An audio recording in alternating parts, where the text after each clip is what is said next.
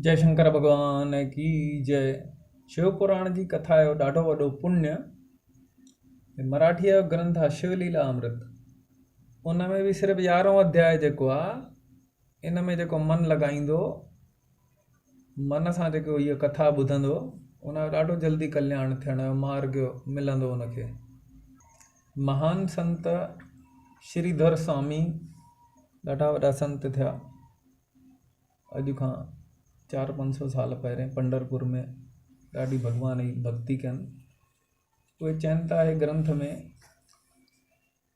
धन्य उहो ई माण्हू थींदो जेको शिव कथा ॿुधंदो ऐं शिवलिंग जी पूॼा कंदो। शिवलिंग याने भॻवान शिव जो निर्गुण रूप, ऐं पार्वती सहित जेकी मूर्ति आहे उहो सगुण रूप। ऐं रुद्राक्ष धारण जेको कंदो ऐं भस्म सां भगवान जी भस्म, यज्ञ जी जेकी बचंदी आहे भस्म, या देसी गौ माता आहे गोबर खे जलाए करे उनखे यज्ञ करण सां जेकी भस्म प्राप्त थींदी, उन सां ऐश्वर्य वधंदो आहे ऐं ॾाढो फ़ाइदो थींदो आहे। ॾाढा लाभ आहिनि उनजा। त संत चवनि था हजार रुद्राक्ष जेको माला इन जी पाईंदो आहे, उहो त साक्षात उनजो देवता बि चवंदा आहिनि भई असां उन्हनि जो दर्शन कयूं, उन सां पुण्य थींदो आहे उनजो। केर बि दर्शन करे त रुद्राक्ष पाए करे सनानु करण सां त्रिवेणी सनानु करण जो, त्रिवेणी संगम गंगा यमुना सरस्वती प्रयाग में जेकी आहे, त इन जो पुण्य मिलंदो आहे। रुद्राक्ष जो ॾाढो वॾो लाभ आहे। रुद्राक्ष साक्षात शिव भॻवानु आहे। रुद्राक्ष जी माला ते जप करण सां मंत्र सिद्धि जल्दी सफल थींदी आहे। त किथां बि मंत्र वरितो हुजेव त रुद्राक्ष जी माला या तुलसी जी माला ते करणु खपे जाप। ईअं ई मन हेॾे होॾे भटकजंदो आहे। त कहाणी ॿुधाइनि था, कश्मीर देश में हिकिड़ो राजा भद्रसेन हो, ऐं उनजो मंत्री हो हिकिड़ो प्रधान, उहो बि चतुर हुयो। उनजी कहानी ॿुधाइनि था। ॾाढो राजा सज्जन हुयो। त इहो बि प्रजा खे तॾहिं मिलंदो आहे जंहिंजा पुण्य सुठा हुजनि, जंहिंखे सुंदर पतिव्रता मृदु याने मिठो ॻाल्हाइण वारी पत्नी उनखे मिलंदी आहे, जंहिंजा पुण्य पहिरें सुठा कया आहिनि, जंहिं विशेष कया आहिनि। जंहिंखे सुपुत्र ऐं सद्भाग्य ऐं विद्वान गुणी पुत्र, उन बि पहिरें विशेष पुण्य कया आहिनि, इन करे उहो प्राप्त थींदो आहे। त इहे इनखे जेको पुत्र थियो राजा खे, इहो पहिरें अनुष्ठान कयईं, उन खां पोइ उनजो पुत्र थियो। त इहो पुत्र जेको आहे उहो शिव भक्त ॾाढो निकिता। ॾाढा नंढी उमिरि में हुजण खां पोइ बि, हाणे क़रीबन 12 साल जी उमिरि आहे उन्हनि जी, पर ॾाढा अपार शिव भक्त आहिनि।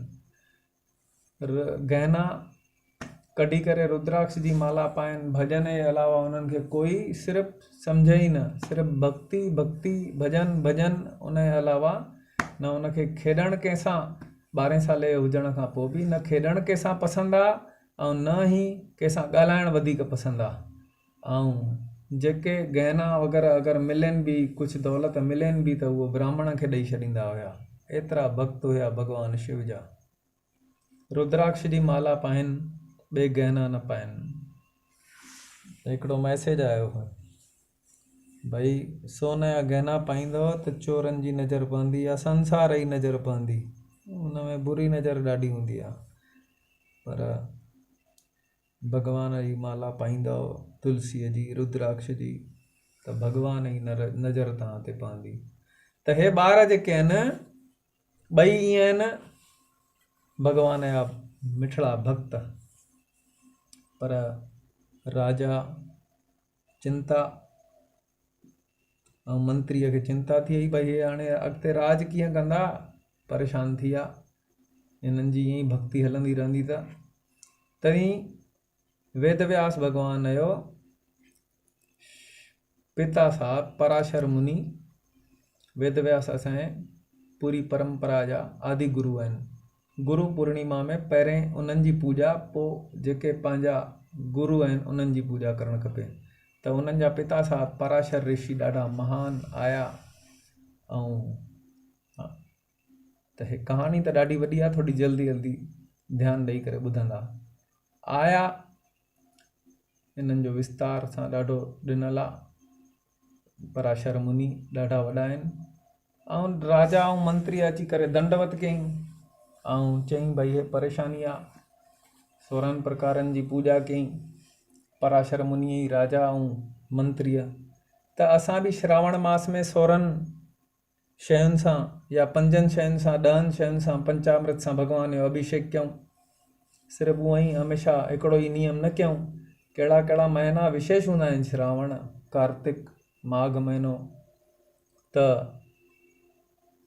पंहिंजी चिंता ॿुधाई राजा मुनीअ खे, भई हे राजा कीअं ठहंदा, हिननि खे सिर्फ़ु भक्ति जे अलावा ॿियो कुझु सम्झे नथो, ऐं हे राज्य कीअं कंदा। चई ॾेखारियो। 2 पुट, मंत्रीअ जो पुटु ऐं राजा जो पुटु अची करे ॾेखारियुसि। त ऋषियुनि खे त उहा दृष्टि हूंदी आहे जेकी पाण खे कोन्हे। ॾिसी करे सभु ॿुधाई। चई हे ॿुध, हाणे हे केरु आहिनि।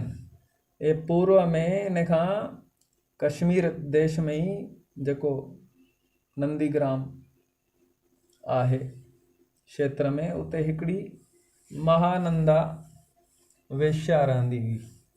हाणे उहा ॾाढी सुंदर हुई, पर शिव भक्त ॾाढी वॾी हुई। हाणे हुनजे प्रारब्ध जे हिसाब सां, पूर्व कर्म जे हिसाब सां जेको हुनखे जीवन हो त उहा जीअंदी हुई, पर ॾाढी वॾी शिव भक्त हुई। सभु राजा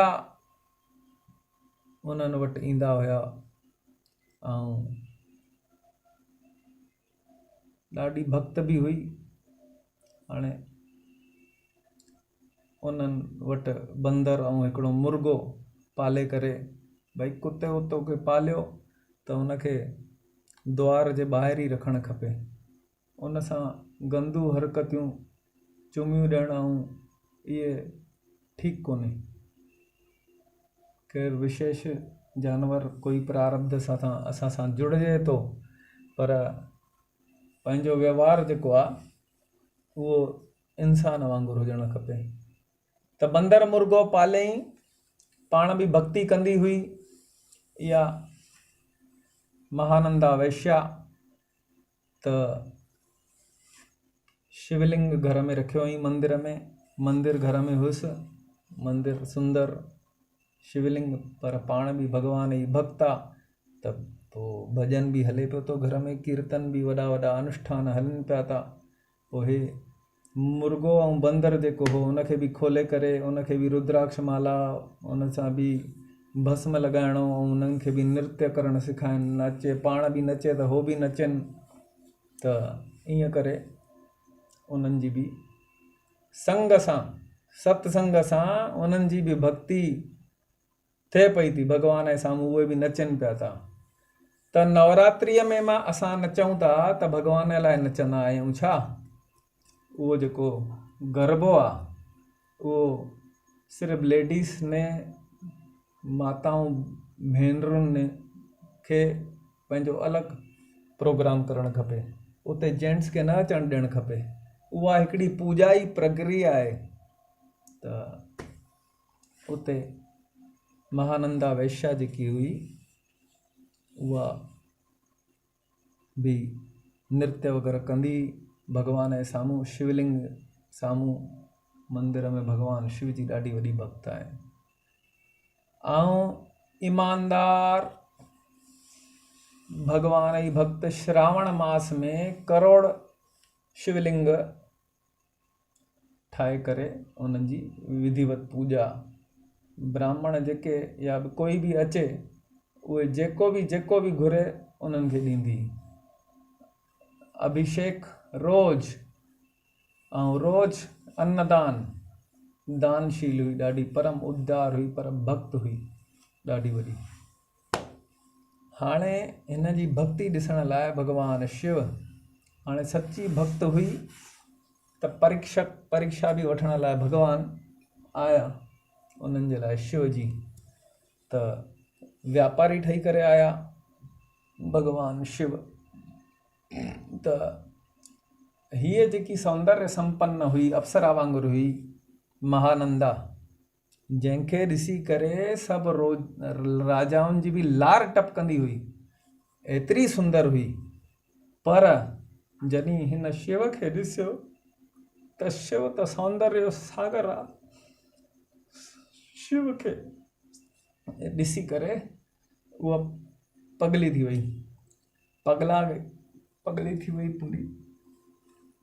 भॻवानु शिव जी सौंदर्य जो वर्णन केरु करे सघंदो आहे, कंहिंजे बि बस में कोन्हे। शंकर भॻवान जे जेके सौदागर जे रूप में आहिनि, उन्हनि जे हथ में कंगण आहे। एॾो ॾिसी करे चई भई हीअ त हितां जी शइ ॾिसणु नथी अचे, स्वर्ग जी आहे छा? त चई तोखे पसंदि आहे त हे वठे, तोखे ॾिनो मां। ऐं चई हे अनमोल आहे त मां बि अनमोल आहियां, ऐं मां 3 ॾींहंनि जे लाइ तव्हांजी पत्नी दासी। चई ठीकु आहे। हाणे भॻवानु शिवलिंग पंहिंजो पूॼा जो कढी करे ॾेखारियईं। त चई हे शिवलिंग यादि सां रखजां सही जॻह ते पंहिंजे। इहो मुंहिंजो व्रत आहे मुंहिंजे जीवन में कि हिन खे अगरि कुझु बि थियो त मां अग्नि प्रवेश कंदुमि, अग्नि में पाण खे जलाए छॾींदुमि। इहो मुंहिंजो व्रत अथई। चई ठीकु आहे, रखियईं। पर हिन जी हाणे परीक्षा वठण लाइ राति जो भॻवानु शिव पंहिंजी लीला शुरू कई। ऐं परीक्षा वठण लाइ जेको चारों तरफ़ आग लॻाए छॾियईं, चारों तरफ़ आग लॻाए सभु कुझु भस्म थियणु लॻो, सभु भस्म थियणु लॻो। न जेको मुर्गो ऐं बंदर पाले रखियईं उन्हनि खे बि रस्सी खोलियईं, जेको आहे जेतिरो जल्दी थी सघे पंहिंजो बचाव जो व्यवस्था कयनि। पर सभु कुझु भस्म थी वियो, कुझु बचो, थोरो ॾाढो सारो बचो। त सौदागर जे रूप में शिव जी आहिनि जेके, उहे चवनि था भई अरे ॾिस त जिते पाण सुम्हिया हुयासीं, जिते हुयासीं पाण, त उते आग लॻी त मुंहिंजो शिवलिंग सभिनि खां पहिरियों मूंखे आणे ॾे। अरे चई उहो त जली वियो, हाणे मुंहिंजो व्रत आहे पंहिंजो ओम नमः शिवाय चई करे चई मां वञां थो। भॻवानु उतां अंतर्धान थिया। इहो ॾिसण महिल हाणे हिन जी परीक्षा महानंदा जेकी आहे उन बि सॼो ब्राह्मणनि खे पूरी संपदा पंहिंजी जेको धन कोश हो सभु ॾेई करे, ऐं चई हाणे मां हुननि जी पत्नी हुअमि 3 ॾींहंनि जे लाइ, ऐं त हाणे मुंहिंजो बि नियम आहे भई अग्नि प्रवेश कयां। सभु चई करे ऐं हर हर शब्द चई करे अग्नि प्रवेश कयईं। शिव ध्यान कयईं, भस्म लॻाईं, रुद्राक्ष धारण कयईं ऐं पाण खे उन अग्नीअ में जीअं ई कूदी लॻायईं त 10 हथ वारो भॻवानु शिव प्रकट थी वियो। ऐं जीअं गेंद खे कैच कंदा आहियूं पाण, क्रिकेट ॾिठी हूंदव त उन ई प्रकार सां भॻवानु शिव उनखे पकड़े छॾियईंसि ऐं हृदय खां लॻाए छॾियईंसि। शंकर भॻवान की जय। वरदान चईंसि, वरदान घुर। वाह तुंहिंजो नियम में तूं पकी निकिती आहीं। वाह। त नियम पाण सिर्फ़ु जीअं न, कुझु 24 कलाकनि में रोज़ु भॻवान जो बि लाइ जीअं।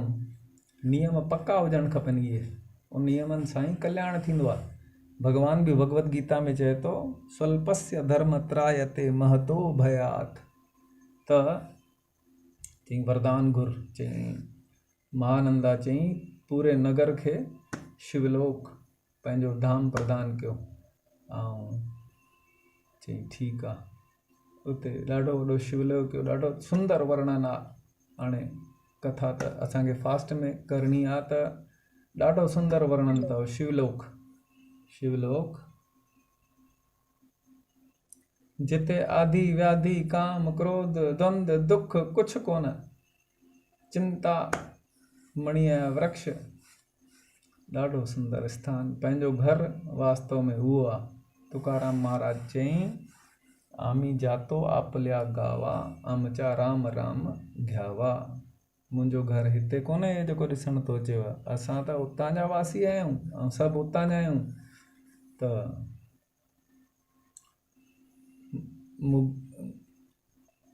त हे कथा पराशर मुनि ॿुधाइनि था राजा खे, त हे जेको महानंदा वटि मुर्गो ऐं बंदर हुयो, जंहिंखे रोज़ रुद्राक्ष पाराईंदी हुई, भस्म हणंदी हुई, ऐं इहे भॻवान शिव जे साम्हूं रोज़ नृत्य कंदा हुया। महानंदा नृत्य कंदी हुई त उन सां गॾु हे बि भॻवान जे भॼन ते नृत्य कंदा हुआ। उन्हनि जे करे इहे एॾा वॾा शिव भक्त थिया आहिनि। त चई इहे त ॾाढा शिव भक्त थियणु उन परिवार जो ॾाढो वॾो भाग्य हूंदो आहे। त चई सॾु कराए करे चई हाणे हिननि जी उमिरि ॿुधायो। चई उमिरि त हाणे असांखे चवणु त सही खपे, कुझु गड़बड़ कई उन में, मिलावट कई या कुझु ग़लतियूं कयूं त उन में वरी मूंखे मूर्ख ठहणो पवंदो, ईअं शास्त्र चवंदो आहे। ऐं सच चवंदुमि त तूं दुखी थींदे, पर हाणे इहा परेशानी आहे। पर ऋषि सभिनी खे सच ई चवणु खपे।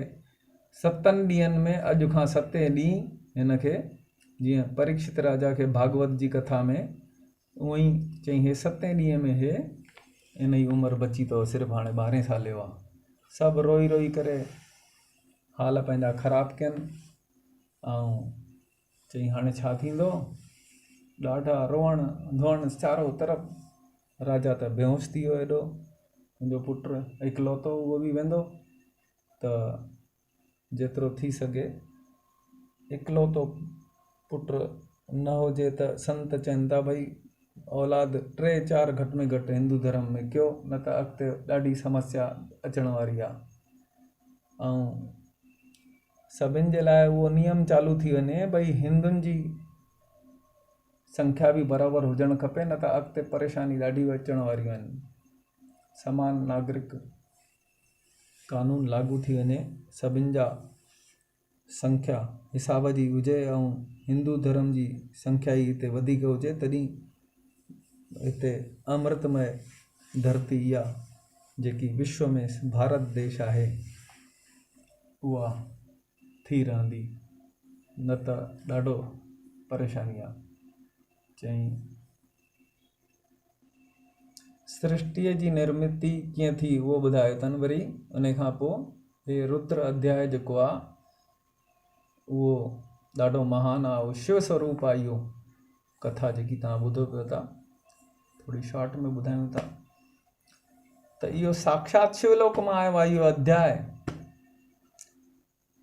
ऐं इहो जेको पढ़ंदो इन अध्याय जो जेको भक्त ठहंदो, इहा विशेष ॻाल्हि आहे, त उन्हनि जो दर्शन करण ई ॾाढो पाण खे लाभ करण वारो आहे।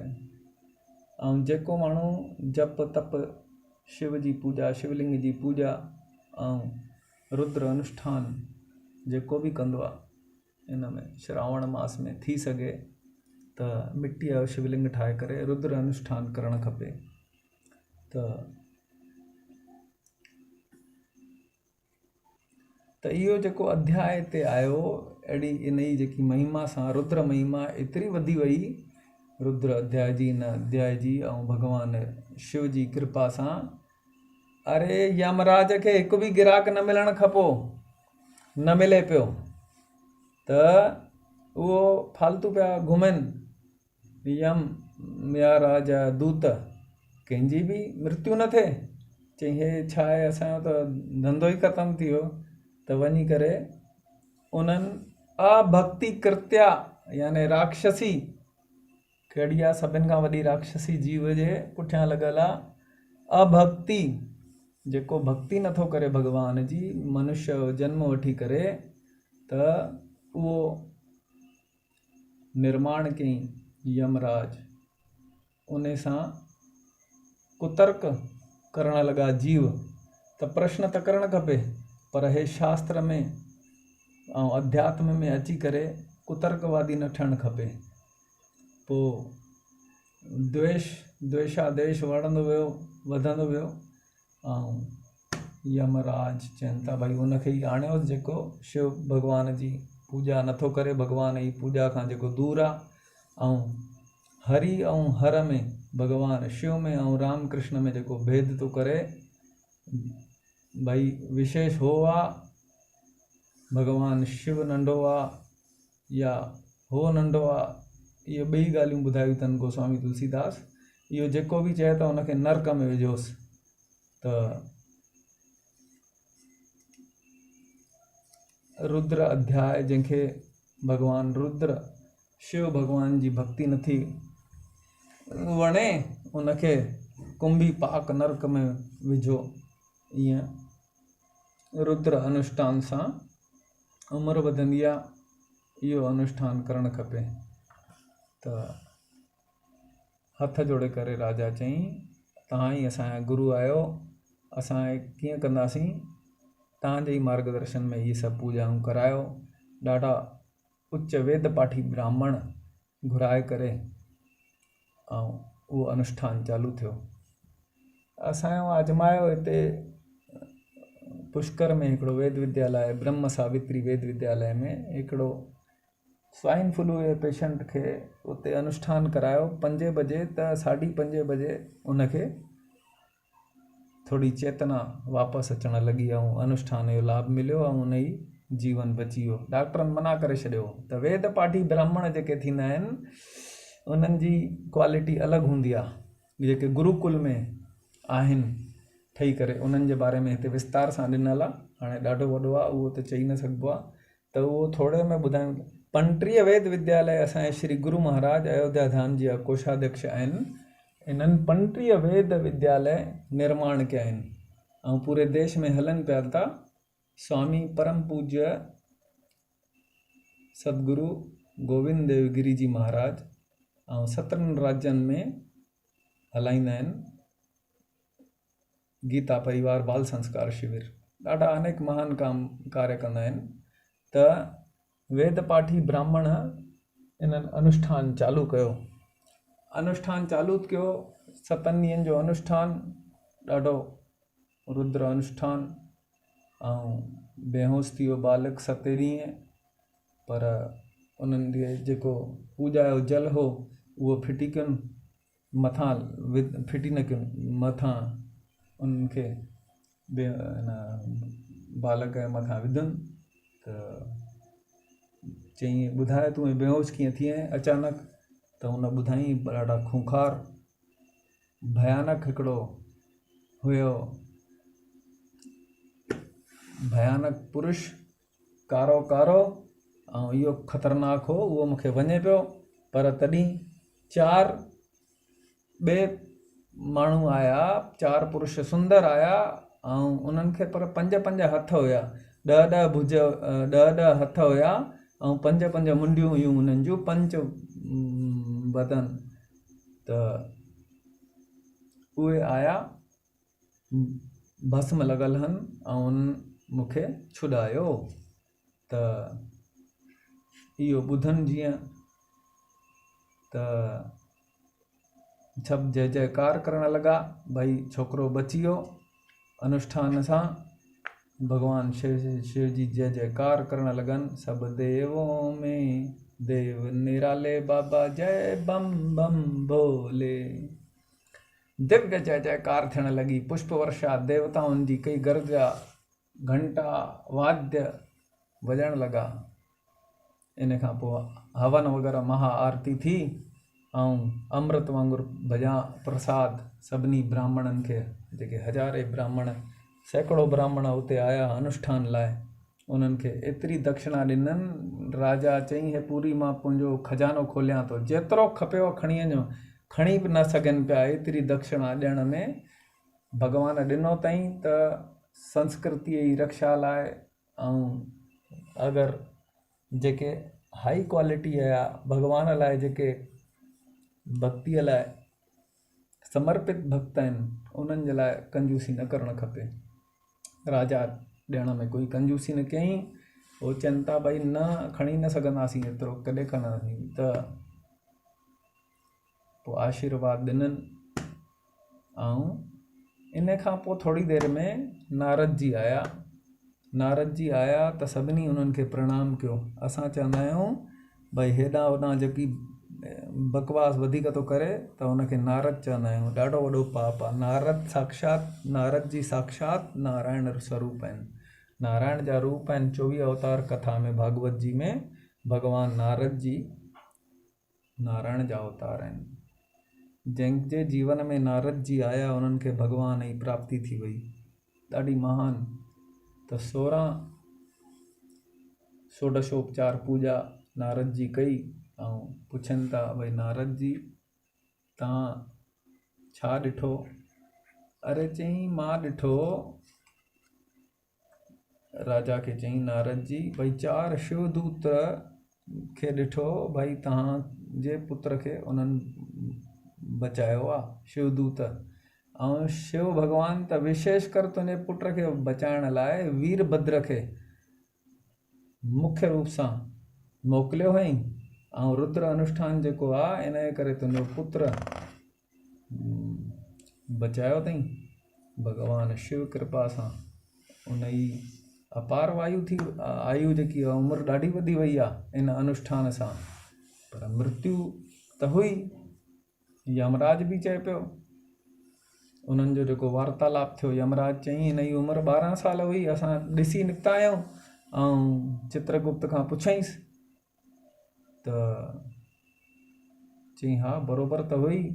चई पर हाणे अञा ॾिसो, तव्हां उतां निकितव ओॾी महिल ई हितां SMS अॼु जी भाषा में हिननि जेको अनुष्ठान करायो आहे इन सां हिन जे पुत्र जी उमिरि 12 साल न हाणे अपार थी वई आहे। चई त यमराज पंहिंजी ग़लतीअ सॉरी वग़ैरह चई करे ऐं उतां निकिता। राजा नारद जी खे दंडवत कई। वाह चई अनुष्ठान, ये अनुष्ठान जेके आहिनि ये हिंदू समाज में असांखे मिलियल ॾाढी वॾी दौलत आहे। इन खां वॾी दौलत कोई पृथ्वीअ ते किथे कोन अथव। सभिनि खां वॾी शइ इहा हिंदू समाज वटि आहे। ऋषियुनि जेको असांखे ॾिनो आहे इहो किथे बि कोन अथव। त हे अध्याय जेको आहे चई नारद जी चवनि था हे अलौकिक अथव। त इन जे हिसाब सां जेको अनुष्ठान कंदा भॻवान जी भक्ति, शिव भॻवान कीअं पाण खे उद्धार करण वारो आहे, पंहिंजी उमिरि वधाइण वारो आहे, हर प्रकार सां इहो अध्याय में ॾाढा उपाय लिखियल आहिनि। अंतर्धान थींदा आहिनि नारद जी। इन खां पोइ राजा अपार दक्षिणा पंहिंजे श्री गुरुअ खे ॾिनो, जंहिं गुरुअ जे माध्यम सां इहो सॼो अनुष्ठान संपन्न थियो। इन अनुष्ठान सां आयु वधंदी आहे, मृत्यु भॼंदी आहे ऐं शिव पद प्राप्ति थींदी आहे जीव खे। ये अध्याय एतिरो महान आहे कि इनखे इन जी कथा ॿुधण वारे खे 1000 कपिला दान, ॿुधण वारे खे, ॻाइण वारे खे, इन जी भक्ति करण वारे खे त 1000 कपिला दान जेको आहे करण जो पुण्य मिलंदो आहे। महापाप भस्म थींदा आहिनि इन कथा सां। इहो अध्याय जेको आहे ॾींहं में 3 दफ़ा जेको इहो कथा भई हमेशह न थिए त पोइ इहो भई ॾींहं में 3 दफ़ा श्रावण मास में ॿुधे। इन खां पोइ राजा पंहिंजे पुत्र खे ॾेई करे पंहिंजो राज्य ऐं वन में वियो, उते वञी शिव जी भक्ति कयईं ऐं उनखे बि उद्धार थी वियो। उनखे बि शिव पद प्राप्ति, शिवलोक जी प्राप्ति थिए इहो ई असांजो वास्तव में सचो लास्ट डेस्टिनेशन, पाण खे पहुचणो किथे आहे, इहो शिव पद जी प्राप्ति, शिवलोक जी प्राप्ति थी वञे। मनोकामना इन सां पूरी थींदी आहे, ग्रह पीड़ा ख़तमु थींदी आहे, नवग्रह पीड़ा इत्यादि सभु दुख पिशाच बाधा जेकी आहे उहा दूर थींदी आहे। मृत्युंजय जो अनुष्ठान, महामृत्युंजय जो अनुष्ठान त ऐं रुद्र अनुष्ठान जेको करे उनखे इहे सभु बाधाऊं दूर थींदियूं आहिनि। हाणे वधीक न बि थी सघे त चई हिकिड़ो सरल उपाय ॿुधायो अथनि श्री गुरु महाराज, शिवलिंग घर घर में हुजणु खपे ऐं शिव शिव नाम जो जप कीर्तन या ताली वॼाए करे ओम हटाए करे नमः शिवाय या शिव शिव जय जय शंकर हर हर शंकर ईअं सभु करे सघिबो आहे।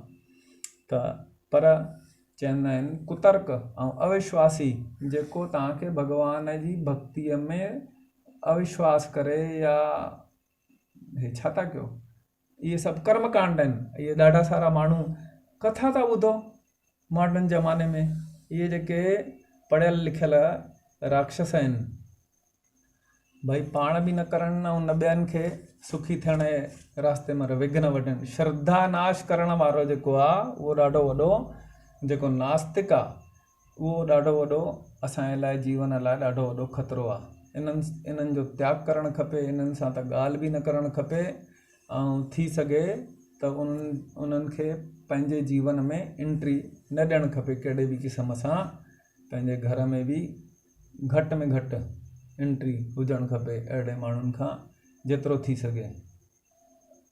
ऐं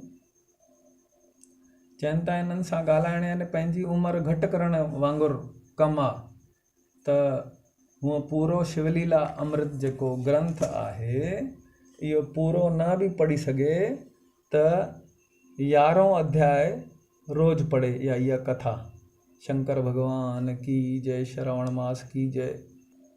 नागपुर में 2022 में श्रावण मास में हिते 6 कथाऊं नागपुर में आहिनि ऐं इहे सभु कथाऊं भागवत इत्यादि रामायण सभु निशुल्क लाइ तव्हां सिंधी हिंदी मराठी 9420853841 सिर्फ़ु व्हाट्सएप ते मैसेज मोकिलींदा, कॉल न कंदा त किथे बि उहा कथा थी सघंदी आहे।